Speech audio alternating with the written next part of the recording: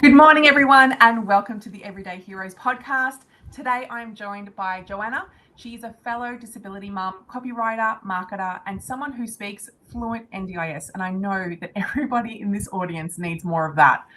Jo uses her expertise to help families navigate the disability space and to fight for the supports that they need. She'll be sharing her own journey along with the steps that you can take to ensure that your child gets the plan that they need and absolutely deserve. Jo, welcome to the podcast. Thank you so much. Super excited to be here. Awesome. Okay, so let's get into it. So if you are happy to share, can we just go back a little bit and share a little bit about your experience with being a disability mum and what does that look like?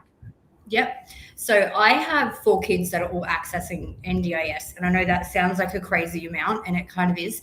My older 3 are all diagnosed with level 2 autism, and my eldest is 11, and I think we've got her first NDIS plan when she was about 4. So it's been a while.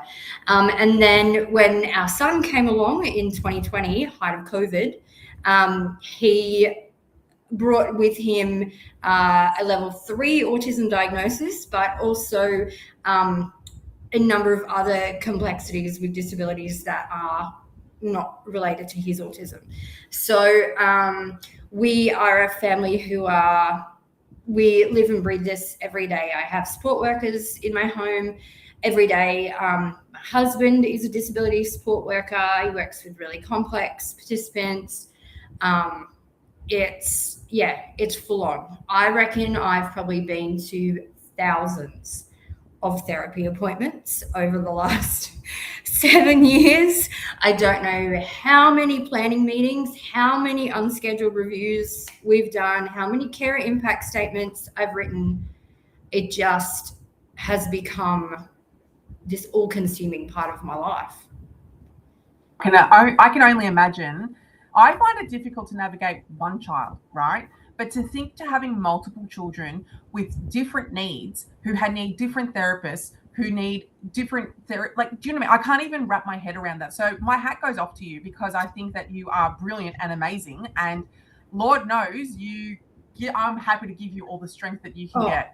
Well, thank you. I mean, we kind of have adequate support now, but it has been such a fight over the last probably 3 years in particular. I think once my son's disabilities started to progress and become more challenging and complex, it was like I just wanted to shake the NDIA and go, what do I have to do to make you understand that I am one human being and I cannot possibly be expected to sustain this, Absolutely. You're so right. So sorry, go ahead. Oh no, that's fine. You go. So then I just want to talk about the accommodations and the sacrifices that you would make on an everyday situation regarding your child's disability. What does that look like? Yeah. So the biggest one that comes to mind is I have only been able to transition back to work this year. And that's because my son has started school.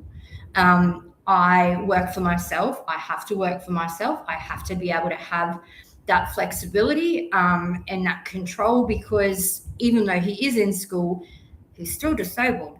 So, I can make the best plans and then I might get a call from school and I need to go up there and deal with something or something like that. So that was one of the biggest things was I had to stop working to care for him full time. I could not put him in childcare. There was nowhere that could support him or was willing to go through the process of applying for funding and things like that to be able to support him. And this is one of the biggest fights that I had with the NDIA was the desperate need for support worker funding. So definitely that was one of them was I had to give up working. But every day now, one of the biggest things that we're struggling with at the moment is my older kids who are 11, 10 and 7 cannot have play dates here at home because my son just doesn't cope. We had one of my daughters had her birthday party here in March. The other one had her birthday party here in April. And I thought that I had planned everything as well as I possibly could. I had multiple support staff on. I had them take my son out of the house while the party was happening, all of that. But even still, they were not able to keep him out in the community for the whole length of the party, which I obviously knew was going to be a risk.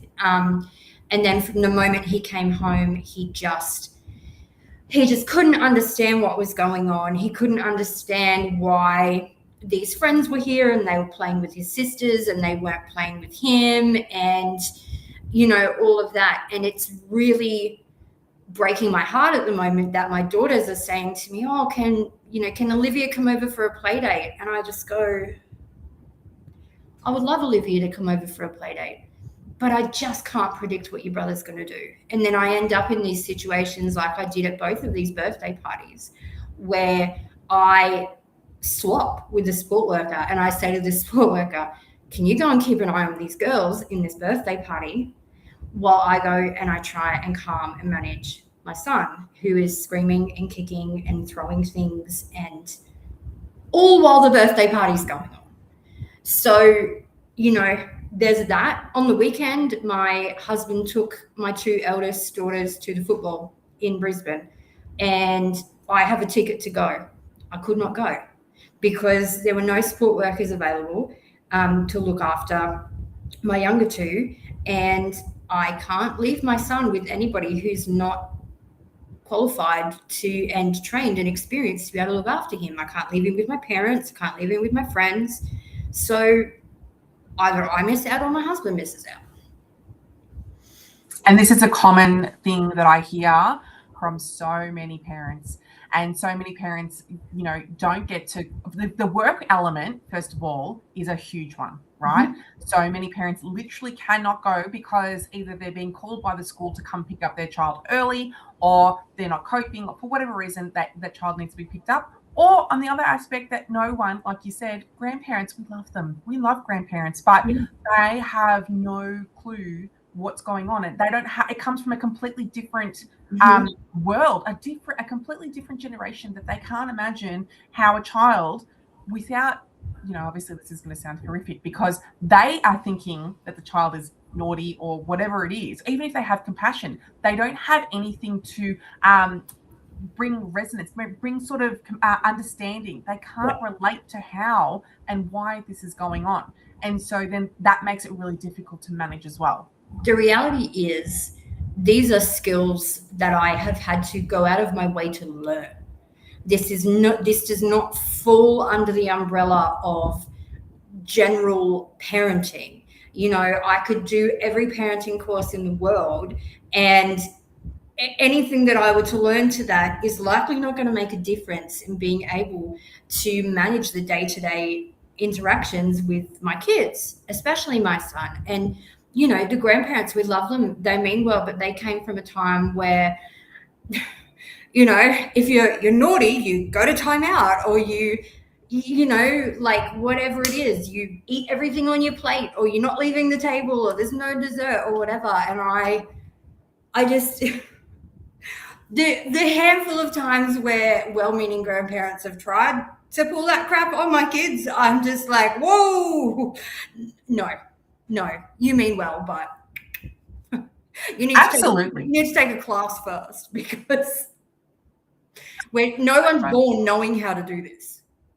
You can say that again, right? No one gets a manual, no one gets a blueprint, no one gets this understanding of what's going on, and it's literally through trial and error and time that you are learning, or how many times can hit the fan, and how many times are you going to figure out what to do, because just because you apply this situation and this remedy or this solution in this experience, it doesn't mean that the same solution will work next time, right? And that's where it becomes really, really tricky. And I have 4 kids who are diagnosed with autism, and each one of them is a completely different flavor to one of their siblings. And, we hear this phrase thrown around, oh, it's a spectrum. It is a spectrum, but it's not a linear spectrum. It's not like we have a line and down one end of the line we've got the level 1, and then at the other end of the line we've got level 3. My second child, who's 10, was actually the last one of my kids to be diagnosed with autism, and I completely missed it in her for a few years, which is crazy to me because I feel like I've got I can pick it in the shopping center, you know what I mean? Like, because her presentation was completely different to any of her other 3 siblings. And now I look at her and I'm like, how did we miss this? But at the time, she wasn't the kid who had big emotional meltdowns. She wasn't the kid who couldn't cope with change. She wasn't the kid who lined all of her blocks up. She was just this completely different flavor. So what works for one isn't necessarily going to work for another one. You're so spot on with that. And that's where it becomes even harder for parents, because then that load then becomes even bigger, right? Because you are, like we were saying before, you're applying, looking at these therapies and looking at these therapists for this child, looking at the support workers. Okay, child 1 is taken care of. Now we need to look at child 2. What do they need? How do they need support? What does that look like? And that takes time and that takes effort. And there's a lot of work and capacity that goes into a parent who's doing that.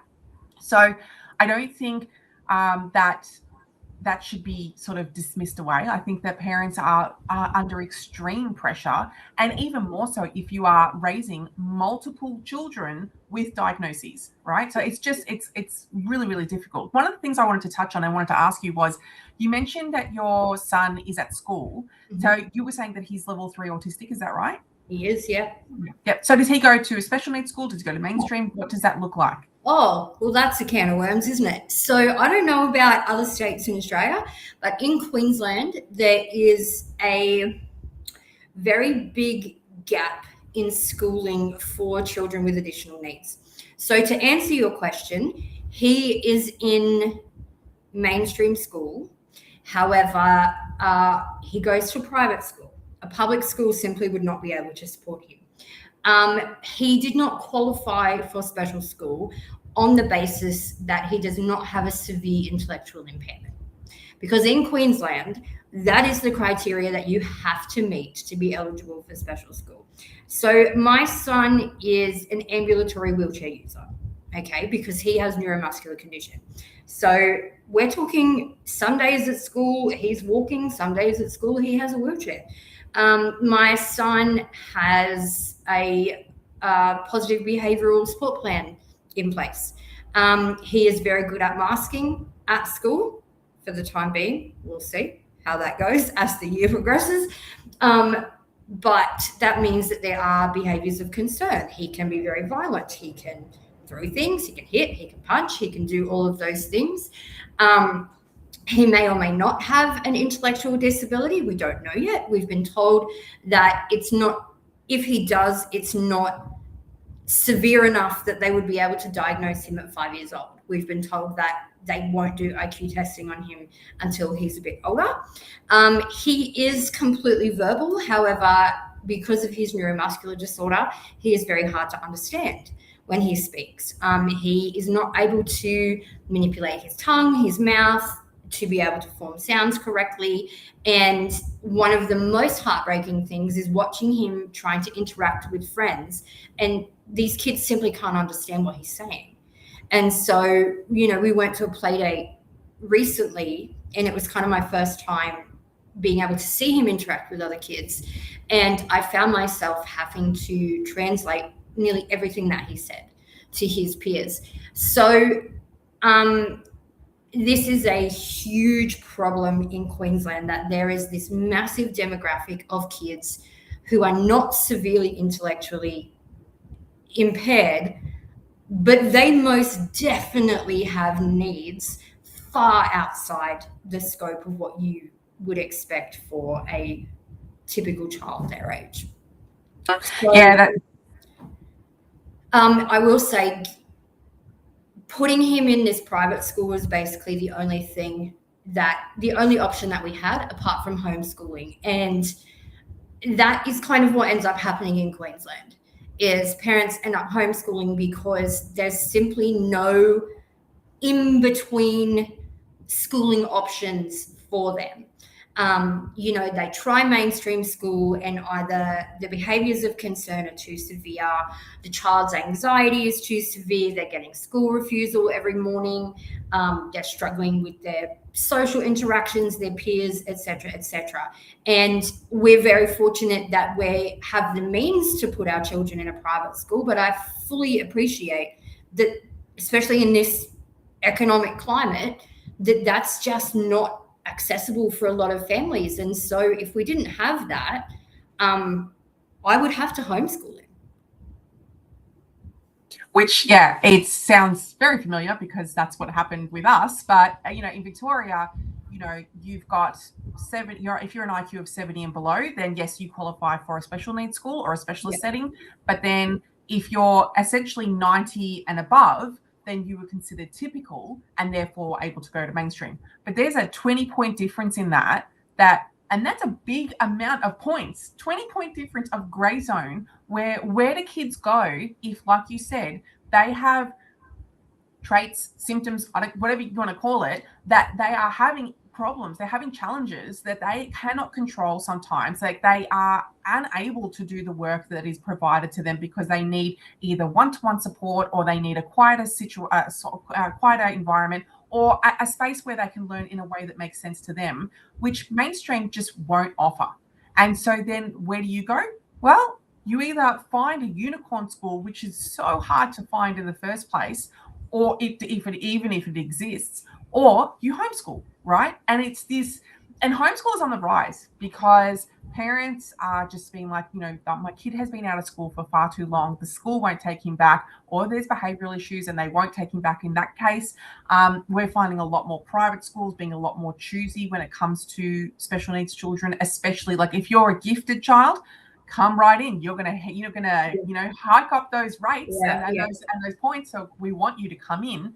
But if you are of a stock standard IQ, then and you've got a whole bunch of behavioral issues, well, we don't really want that. So, you're not welcome here. And that makes it really hard for parents then to navigate the schooling system because it's not a one size fits all. That's for sure. Even as it is, and the school that we're at are exceptional. Like, my son has an inclusion support teacher who oversees his grade. She's in constant contact with me. Like, they're amazing at the accommodations that they make.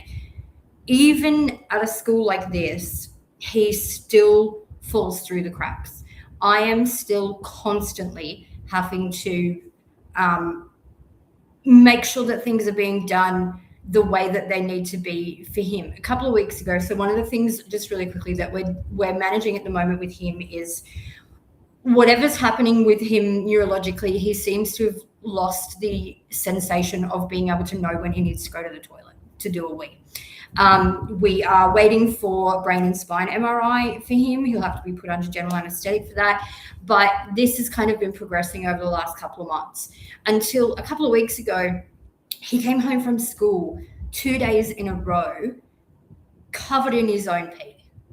Now, my son has a toileting plan in place. It has been in place since the beginning of the year. Even though he was completely independently toilet trained at the beginning of the year, I said to them, we need a toileting plan in place. That means that every 60 to 90 minutes, his school officer, that's the fancy name that they use for teacher aides, his school officer takes him to the toilet whether he says he needs to go or not, right? And very obvious that had just not been happening.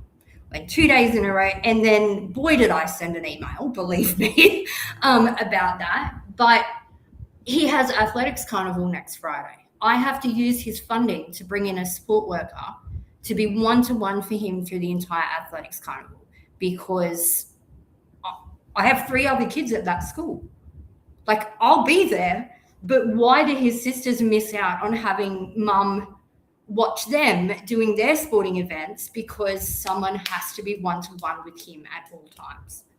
So even a school like that, I don't get to just send him and go, off you go, have a great day. You know what I mean? No, I totally get it. I get it. And it is. And it's that balance which makes it really difficult.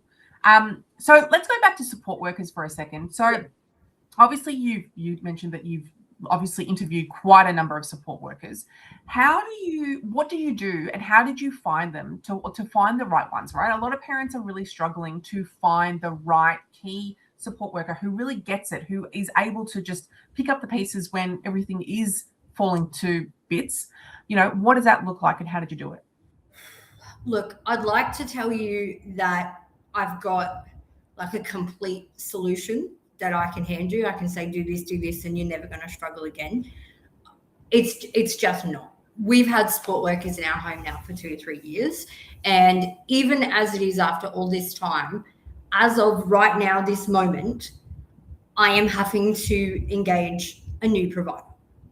So one of the first things, so I have gone down the road of having both independent support workers who work for themselves and they just invoice the plan directly.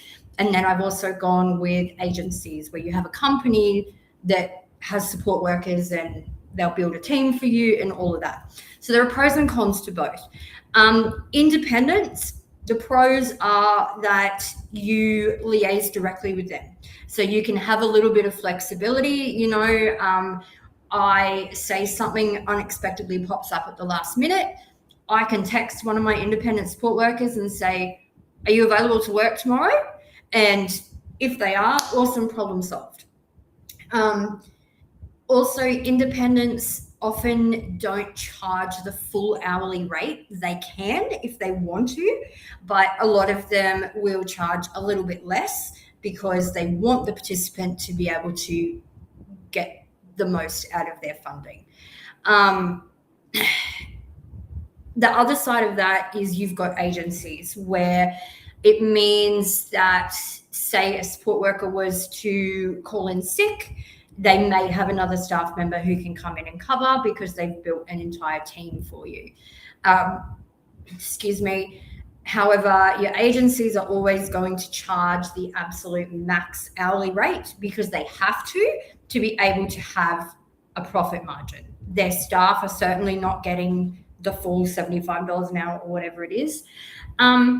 But a couple of things that I've really learned. The first one is that a lot of people get into this support work gig and they think that it's an entry-level position. They think that all they're going to have to do is like play with some kids at the park, take some kids to some birthday parties, that kind of thing, and they're going to walk away with $75 an hour. Thank you so much. I cannot stress enough how much that is not the case. And I can pick those ones pretty quickly because they walk in the front door of my house and maybe the first shift, the second, even the third, my kids are still masking and they're masking really beautifully. And these support workers go, oh yeah, like amazing. We had so much fun. We played with toys. We did this, we did that. And I sit there going, yep, just wait, it's coming. And then the first time, my son has this massive violent meltdown, they look like they've just seen a ghost. Like, what the heck do we do with this? Right? So the first thing that I always say now is you must have either a relevant qualification, so either a certificate in disability support or like a nurse or, or like a teacher from a special school or something like that, or relevant experience working with people with disabilities. Okay, and there are participants out there who are probably on the lower needs end of the spectrum, and they're the ones that honestly don't have as much funding for support work. They'll maybe get 2 to 4 hours a week max. And they are the participants where the support worker will probably take them grocery shopping and take them to bingo and, that type of thing. But the biggest challenge is that they come in here and they don't already know what to do. And I find myself feeling like I have to train them on how to be a support worker. I will train them on how to be a support worker for my family and everything to do with my individual circumstances. But if you come in here and you are not familiar with autism and what that looks like, you don't already have some sort of knowledge and skill about how someone who's severely autistic needs to be approached, things like transitioning between activities. We're not letting our food touch on the plate. We're not making assumptions about all of those little things. Support worker comes in here and doesn't know any of that stuff. And now I have a child who is severely melting down because the support worker gave him the cup that he didn't want, or, moved his toys without checking with him first, or whatever it is. So they need to have some sort of qualification or relevant experience in this field. I am not training anyone anymore on what it means to be a support worker. The second thing that seems to make the biggest difference is, why are they doing this job? Are they doing it because it pays well? Or are they doing it because they genuinely have a passion and care for the people that they are supporting? And that is what makes the biggest difference. I had someone really recently, a teenage friend of one of my stepdaughters. She's 19, and she said to me that she wanted to have a chat with one of our support workers because she's considering doing support work. And I said to her, honestly, you should probably chat with me, because I'm the one that actually hires and fires them, you know what I mean? What do you want to know? The first thing she said to me was, I don't want to wipe anyone's butt. I said, don't be a support worker. She was like, really? Can't I just take people shopping and stuff like that?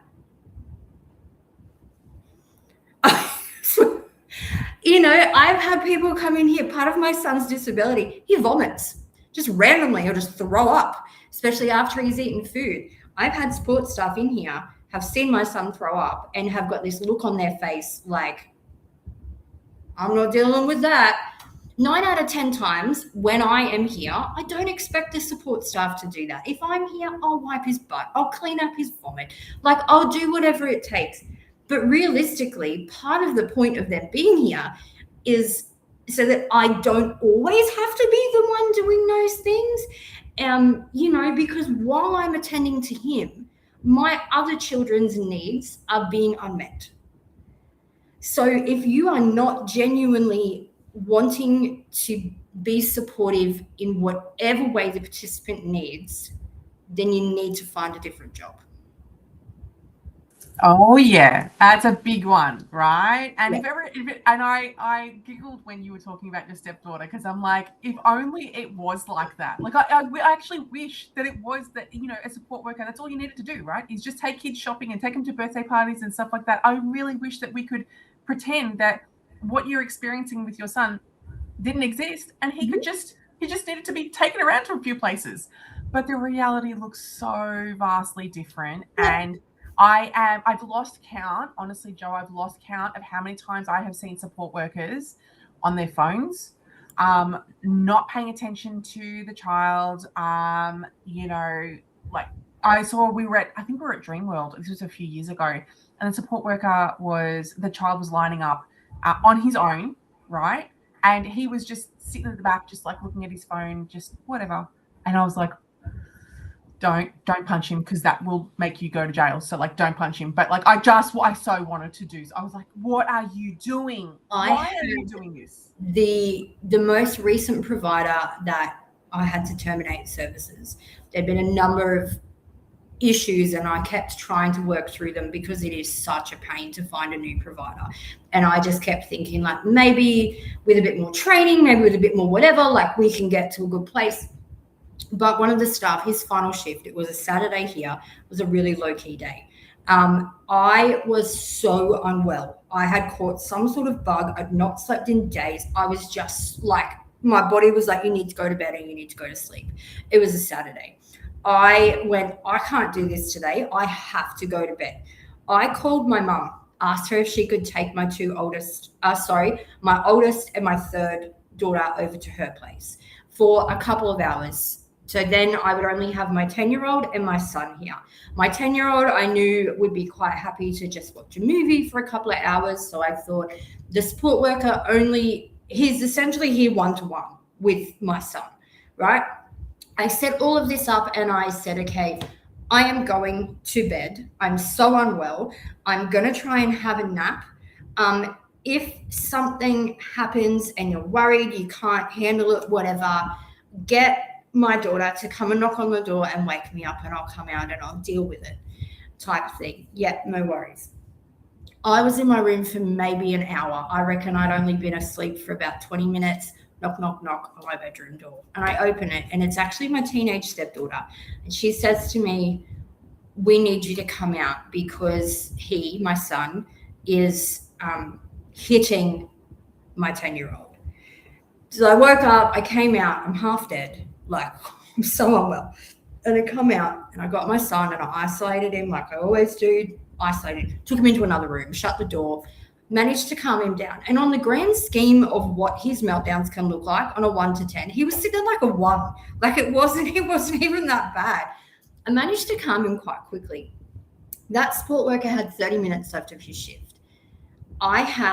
In the kitchen, I had mountains and mountains of dishes sitting on the sink that I had not been able to get to because I had been with my son one-to-one for the whole week trying to manage him. There were so many things in this house that I was behind on. And that guy sat there on his phone watching a movie with my 10-year-old for the remainder of his shift. I then found out from my teenager that during the entire shift, while I had been in my bedroom, he had sat there on his phone the entire time, and she had been the one who was taking care of my son. And so I said, okay, so you sat there ignoring him, and then you were surprised when he started to act out and become violent. And I wish I could say that this is the exception, but my experience is unfortunately, it seems to be becoming the rule, that it is easier to find incompetent support staff than to find competent ones. And in the meantime, funding gets wasted, risks increase for the participants. It serves nobody. I absolutely know and agree what you're talking about. I wanted to ask you, with regards to, we've spoken, or hopefully our audience knows, what is an impact statement and how do we write one as parents? If you don't know what it is and if you don't know how to write one, what does that look like and how does that affect the funding for the child? Yeah. So when you are going for a plan review, particularly if you are doing an unscheduled review, so this will be called either an S100 or an S48. An S100 is where you get a new plan and you have 90 days to turn around and say, no, I don't agree with this. I want to appeal for it. An S48 is where you lodge something called a change of circumstance, which is basically a fancy way of saying my plan sucks. It's not meeting my needs. We don't have a scheduled review, but I'd like one. Type thing. There are two main things that made the difference in getting a really crappy plan and a decent plan. One of those is a functional capacity assessment. So this is done by an OT. They are expensive. Be prepared. They are thousands of dollars. However, if you currently already have funding in place for OT, they can bill your plan for it, right? So this is like one of the gold things that the NDIA love, is a functional capacity assessment. The other one is a carer impact statement. So a carer impact statement is basically if the NDIA delegate who is building your new plan came and stood in front of you and said, what is it like to raise this child, or whether it's a child or not, you know what I mean? What is it like to care for this person? And you explained to them the deepest, darkest, most raw feelings, experiences that you have on a day-to-day basis. And you write that down in a statement. And honestly, Natalie, I'm happy to do up a W1 for you if anyone wants to have a look at it. Like, I have an advantage that I work as a copywriter, so obviously writing is my jam. But basically it is you saying, you know, I am blah, blah, blah's mother, sister, whatever your role is. And this is what it's like. And be prepared to like get the tissues ready. Don't have plans afterwards, because you're gonna realize a lot of feelings that you've maybe not been wanting to address, and all of a sudden you have to put them on paper, and you feel very exposed, you feel very vulnerable. You go, who's even going to read this? What are they going to think? That type of thing. But that carer impact statement is painting a picture of what it is like for you to care for that person. So yes, you want to talk about the emotions involved, but you also want to talk about the functional, what's the word I'm looking for? The way that it affects your ability to live your life. So I would put things in there to the effect of, my other children are unable to have friends over for a play date. My other children are unable to have a birthday party at home. My husband and I have been unable to have a 1 hour date in 5 years, like all of those things. And then you would go on and you would talk about the implications of that. And one of the phrases that the NDIA love is needs are not being met. So I will say, because of the impact of my son, my children or other children are not able to have their friends over.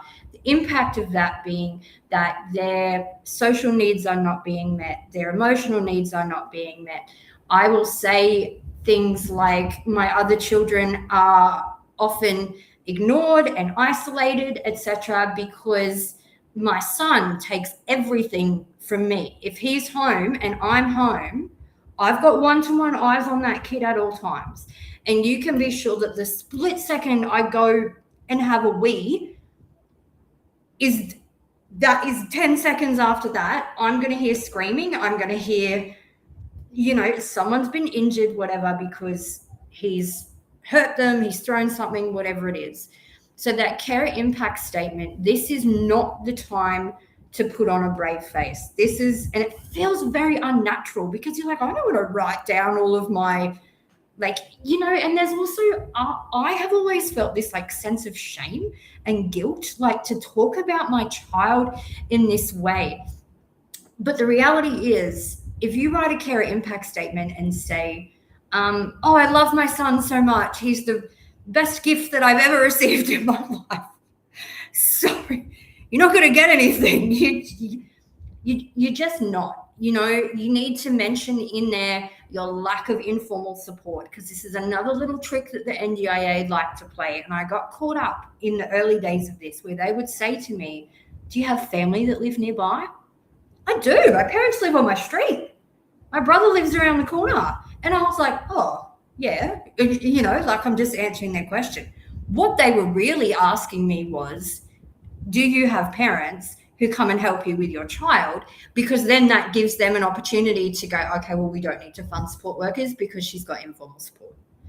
So you have to talk about everything that is different in your life to if your child were not disabled, and the functional impact of that for you, your partner, your other children, your friendships, all of that. Make it raw, make it real, make it vulnerable, cry, have the snacks on hand, because you're going to need it. All right. Having a bath later, he's doing dinner in bed. I've done my part for the day. It's so true. It reminds me of when I had to do my very first NDIS review, and I just remember walking out of that office and just bawling my eyes out. Exactly what you said. Just how I just spoke 2 hours about all the things that he can't do and all the things that he is struggling with and how this is impacting us and everything. And I just thought, this can't be right. It felt like they had ripped out my heart and stomped on it, right? It desecrated my soul. That's what it felt like. And I was just, I cannot go through that again. But it serves a purpose for why parents need to do this, and why that, maybe the basic package of 18 grand, 20 grand, whatever it is, isn't covering it anymore, isn't doing what we need, because those needs literally aren't being met.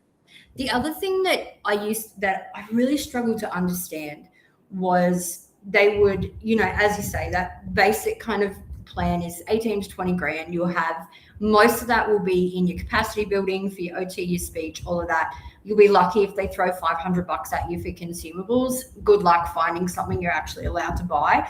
With that $500, and I had no problem telling a delegate that when she asked me why we'd not spent it.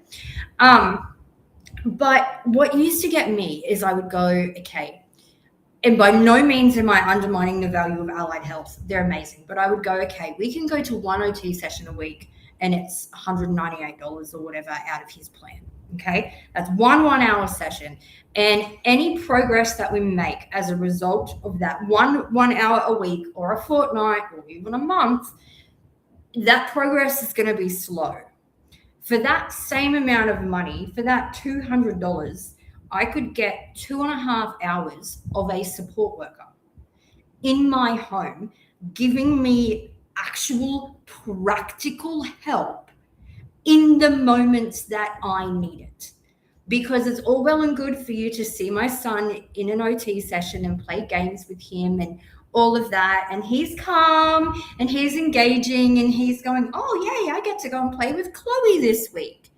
And then you get in the car and all hell breaks loose and you go, cool, what's the OT doing to help me right now? You know what I mean? Whereas if I had a support worker, maybe I wouldn't have fidget toys being thrown at my head while I'm driving, because the support worker would be with my son in the back of the car, trying to keep him engaged and distract him and all of that.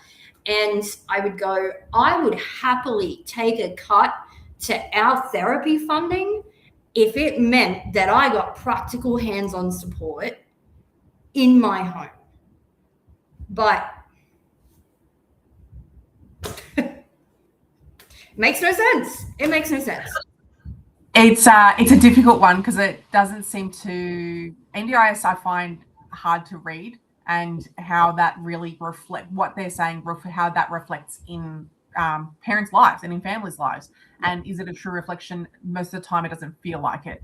Especially when you're paying for all of these reports, only for NDIS to read like maybe the first half of that, not even half of the report, half of the first page of that report. So like, what's the point of even getting these things if they're not even going to look through it? And the thing is, the reports, like, because my son has a behavioral support plan, and it is the category of his funding that is the biggest by a mile. For the NDIA at the moment seem to think that behavior support practitioners can come in and they can make my child not be autistic anymore. And what it ultimately ends up being is all of this funding is there for them to come in and observe and write a massive report. They have this thing called a behavior support plan. And let me tell you that in my experience, every time a support practitioner has made a suggestion, why don't you try this? Why don't you try this? It's something we've already tried. I cannot even imagine that. And if there is, please tell me. I cannot imagine there being anything that we have not already considered between the OT, the speechy, like all of these other professionals, right? But what they're doing is they're throwing all this money at behavior support, somehow thinking that that is going to end up getting people off the scheme later in life. It's like they don't seem to understand what disability actually entails. This is not going anywhere. One of the other examples I can give you is they do not allocate funding for support workers for my kids for school holidays. And I go, you're still disabled during the school holidays, right? Like, it doesn't just go away. In fact, this is the time where I need it the most because he's at home with me all day with his siblings. It's just like meltdown after meltdown after meltdown. And you're going, no, we're still going to give you the same hours a week that we give you when he's at school. Yeah, that's really have no idea, because They generally pull people to be delegates. They do not come from a disability background. Most of them come from accounting and finance. So they're here to find ways to spend the smallest amount of money possible. The questions that I have answered over the years are absolutely, I'm like, are you being for real right now? Did you seriously just ask me that? Like, you know, my husband has a participant who's was a leg amputee. They had not funded a wheelchair for her.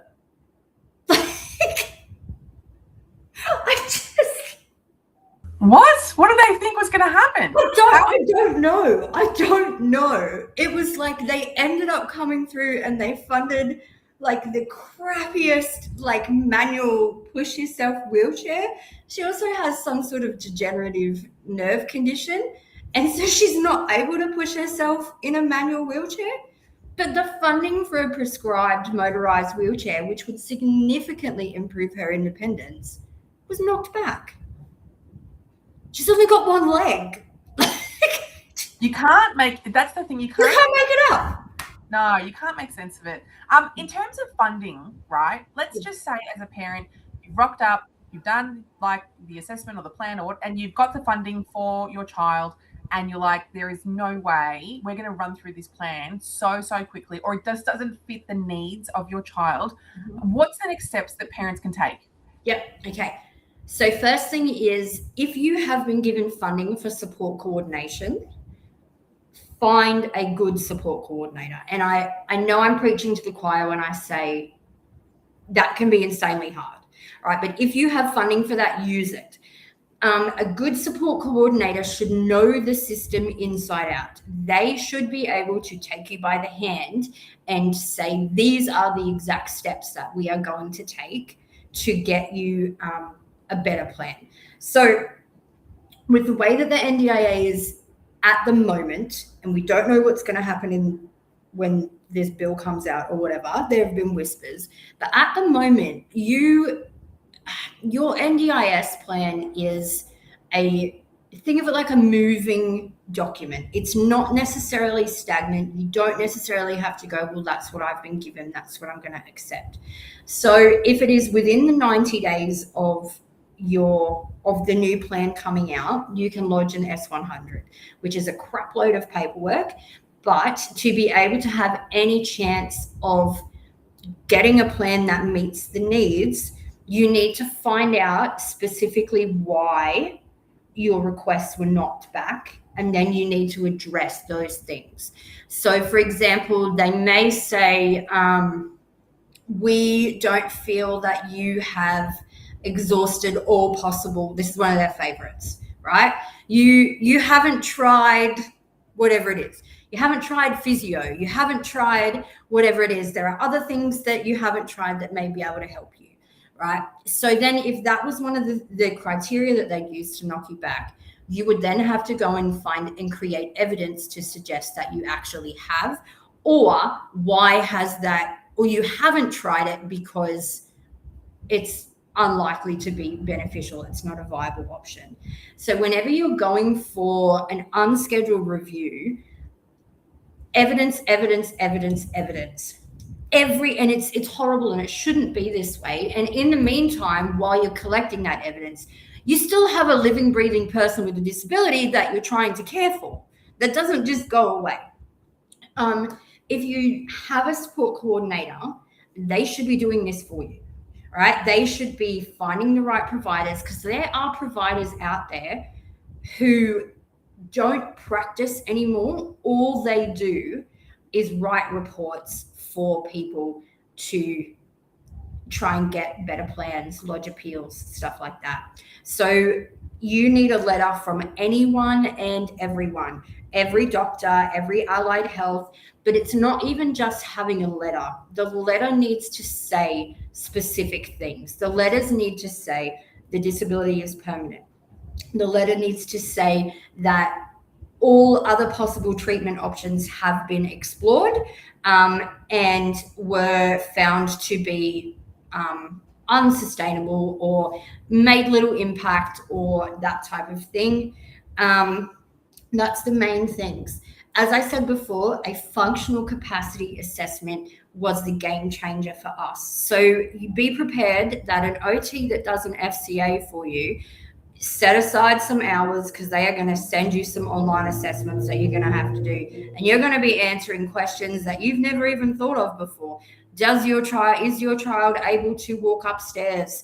How does your child hold a spoon? Like all of this kind of stuff. And then they use the results of those assessments and they build a very detailed functional capacity assessment. And it covers everything to do with that participant and what day-to-day life looks like. They are unable to dress themselves for the following reasons. They are unable to cross the road for the following reasons. And it's all clinical evidence.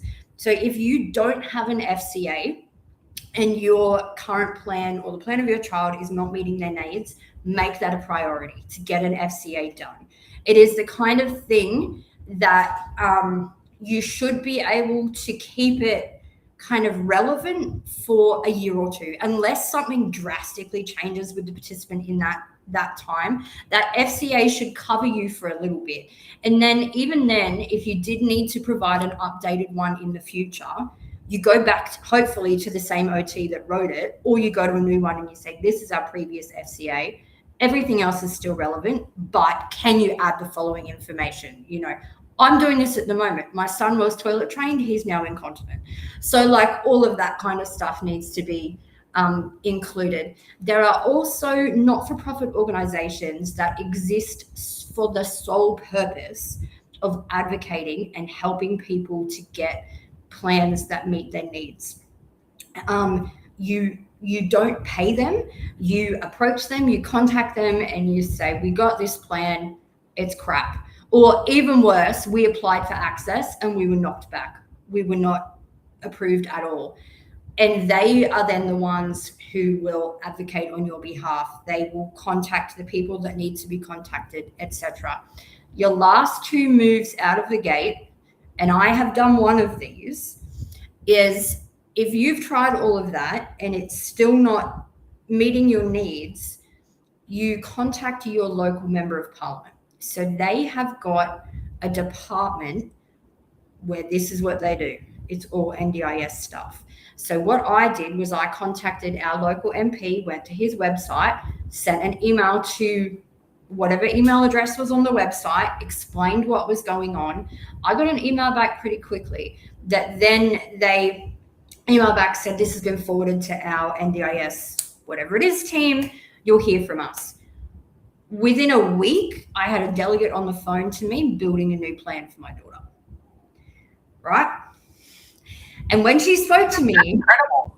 Yeah, when she spoke to me, she was like, I am so sorry.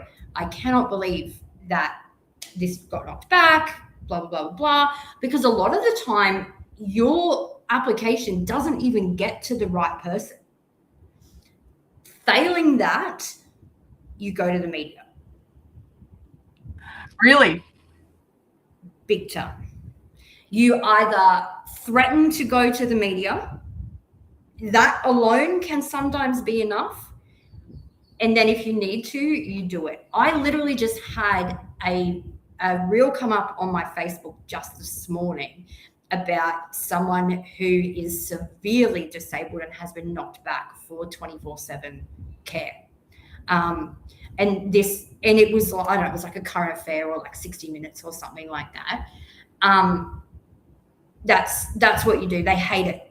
The NDIS hate it. They do not want to be dragged through the mud in the media. I've just had a friend whose son is profoundly deaf, right? Has cochlear implants, but relies on Auslan, etc., to communicate.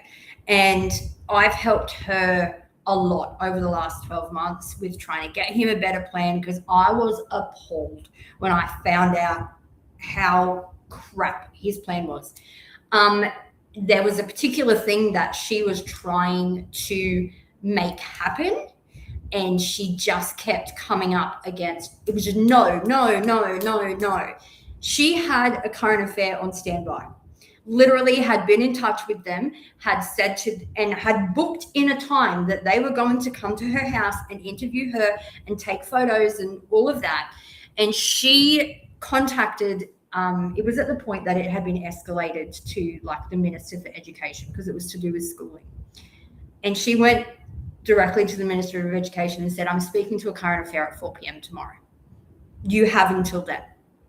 And it was like 7 p.m. the night before. She got a phone call saying, we've decided to change our decision and we have decided that your son can blah, blah, blah, blah. It had been funny how that works. Funny how that works. I know. But the thing is, we are such a vulnerable demographic. We are so burnt out. And they bank on this. And I think of this from like the marketing and business perspective. You know, my marketing and business brain goes, they're very aware that a lot of us just don't have it in us to fight. And so they bank on that. And I know in the early days, I really had this mentality of like, I should just be grateful with whatever I'm given, you know, and like, I'm a millennial. I was born in the 80s and I was raised with that, like, you know, there are always people worse off than you. And, you know, and our parents really meant well by that, but they've also kind of, I know for me anyway, I've grown up with this idea that I'm just supposed to tolerate everything because there are always people that are worse off. And it was actually my support coordinator who really helped me to change my thinking on that. I would always be like, but I don't deserve it. But there are other kids that need it more and that type of thing. So if you're sitting there and you've got that mentality, get rid of it. Get rid of it because it's simply not sustainable to continue fighting the uphill battle when you should be entitled to adequate support. Oh my gosh. Yes, and more yes. And I can absolutely agree with that thought process of, you know, there are definitely more children that are worse off and that, you know, other families have it harder than us because I am so in that camp. I'm the millennial as well, right? And that's exactly what you were taught.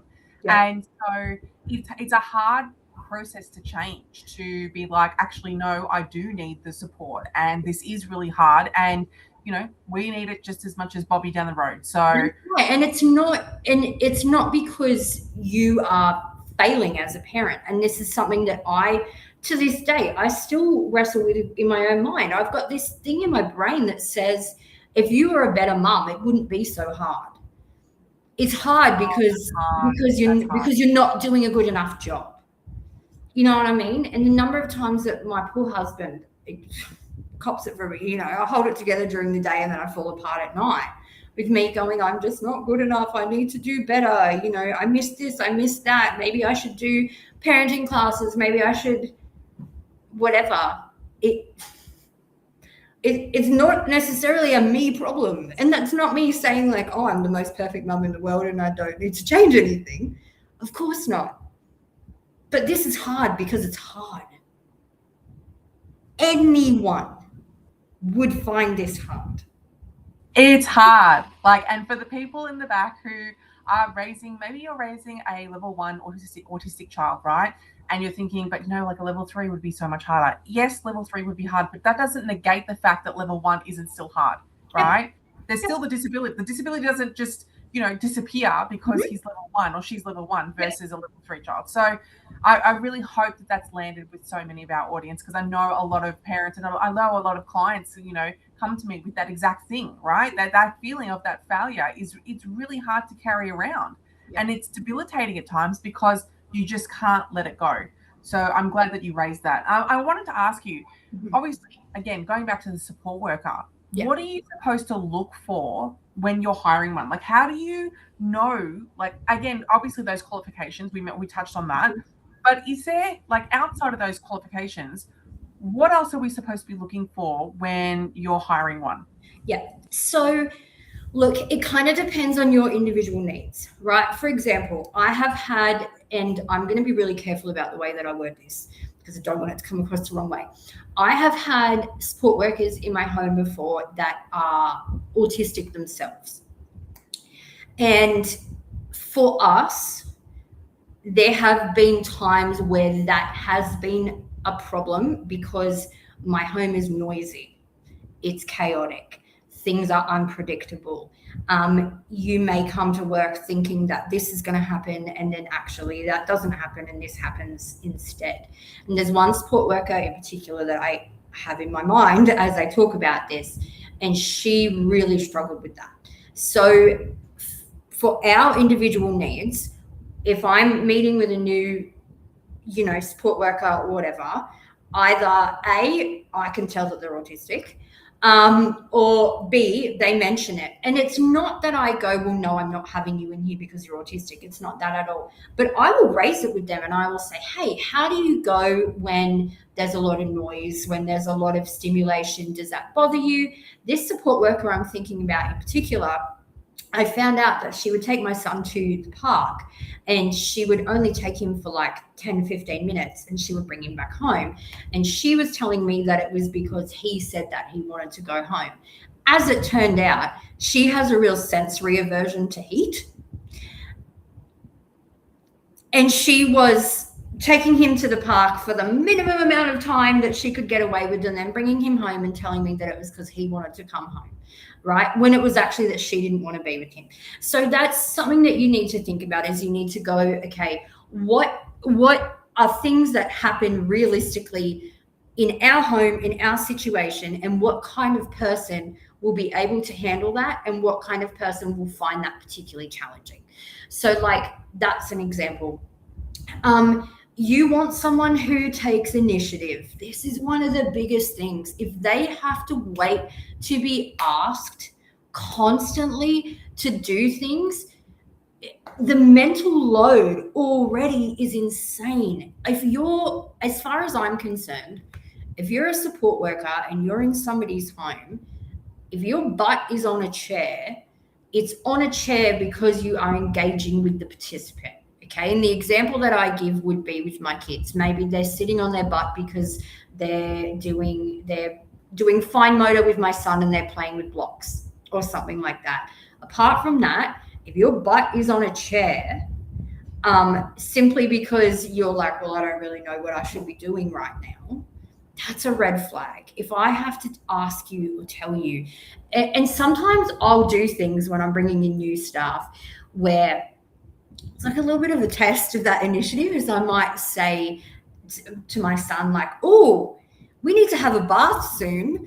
And I'm doing that because I want to see if the support worker takes the initiative and goes, I'll go and get that started. You know what I mean? Or do I have to then go, could you go and run the bath for me? So that's the second thing. Do they have initiative? Third, and I wish there was a more articulate way for me to say this, but there's not, are the vibes right? Simply, sometimes that can be all it is. And there are times where, and I actually just wrote an article about this on my LinkedIn and it's on my website, where I'm talking about specifically about support workers. And sometimes you just can't put your finger on what it is, but you go, the vibes are just not right. And then in my experience, when I've let someone go because the vibes are off, in hindsight, I usually can go back and I can go, actually, I think it was because of X, Y, Z.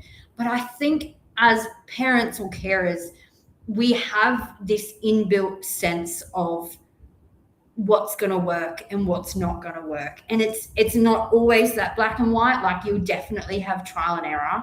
But if you're bringing someone into your home, and this is one of the final points I'll make on this, you are supposed to feel relief.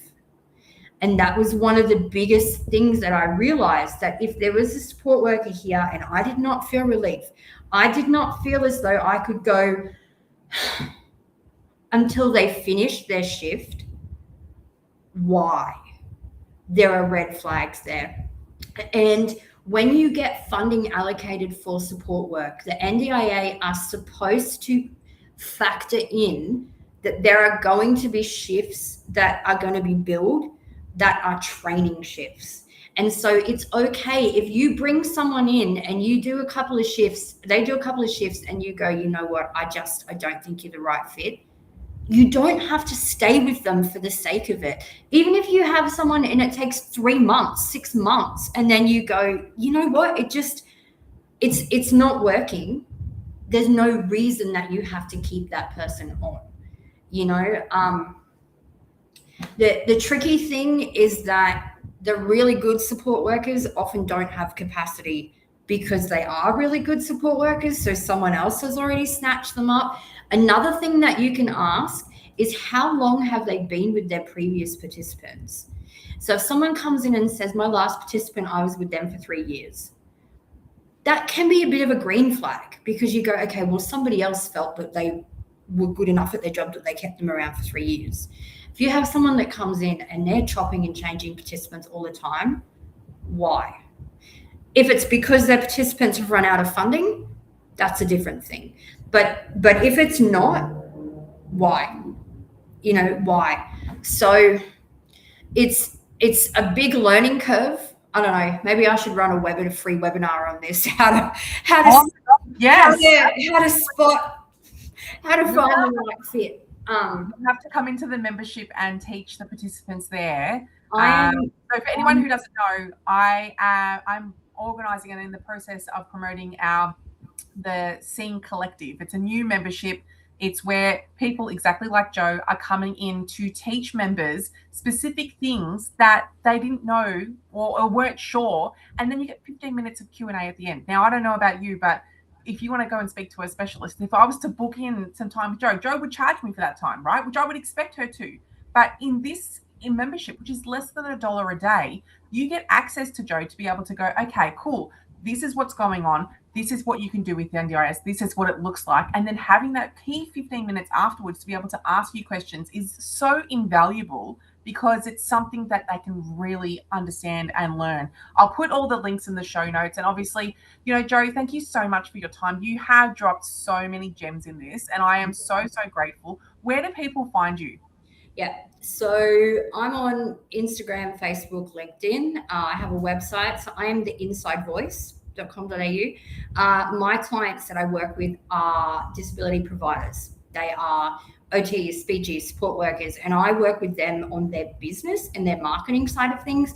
But it means that I have a real insight into the provider side of things. And so, my tagline for my business is I'm fluent in provider, participant, and NDIS, because that's why I'm called the inside voice, because I'm inside it as, I'm not a participant, but let's say I'm basically a participant. I'm a participant, but I'm also, I'm a copywriter, I'm a marketer, I'm all of those things. And so I know all sides of it. I kind of wish I didn't, because I know all sides of it, because I've been doing this for so long. But, if I can use my experiences and my knowledge to help anybody else who's where I was 5 years ago, 6 years ago, I'm more than happy to do that. Oh, you're such a gem, Joe. Thank you so much for coming on. Thank you so much for your time. Thanks for having me. There is definitely some freebies, some things that you can check out on, I'm not sure if they're free actually, on the website, on Joe's website. So head there, have a look there. It's so invaluable. Joe has been amazing. Thank you again. Thank you. Talk to you soon. Bye.